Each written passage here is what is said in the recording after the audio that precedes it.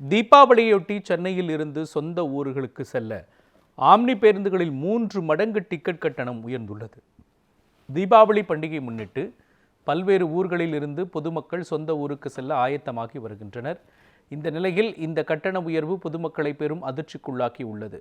அந்த வகையில் சென்னையிலிருந்து நெல்லை செல்ல 1800 ரூபாயாக இருந்த டிக்கெட் கட்டணம் தற்பொழுது 5000 ரூபாயாக உயர்ந்துள்ளது.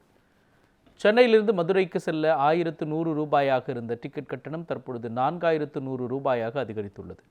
தீபாவளி பண்டிகைக்கு ரயிலில் முன்பதிவு கடந்த ஆகஸ்ட் 17ஆம் தேதி தொடங்கிய நிலையில் முன்பதிவு தொடங்கிய சில மணி நேரத்திலேயே அனைத்து டிக்கெட்டுகளும் விற்று தீர்ந்தன. தீபாவளிக்கு ரயிலில் சொந்த ஊருக்கு செல்ல முடியாதவர்கள் அரசு பேருந்து மூலம் சென்னையிலிருந்து சொந்த ஊர் செல்ல டிஎன்எஸ்டிசி இணையதளம் மற்றும் செயலி மூலம் டிக்கெட் முன்பதிவு செய்து கொள்ளலாம் என்று அறிவிக்கப்பட்டுள்ளது. இதற்காக தமிழ்நாடு முழுவதும் அரசு போக்குவரத்து கழகம் சார்பில் 20,000 பேருந்துகள் இயக்கப்படுகின்றன. இதற்கான முன்பதிவு தொடர்ந்து நடைபெற்ற நிலையில் அதிலும் முன்பதிவுகள் முடிவடையும் நிலையில் உள்ளது குறிப்பிடத்தக்கது.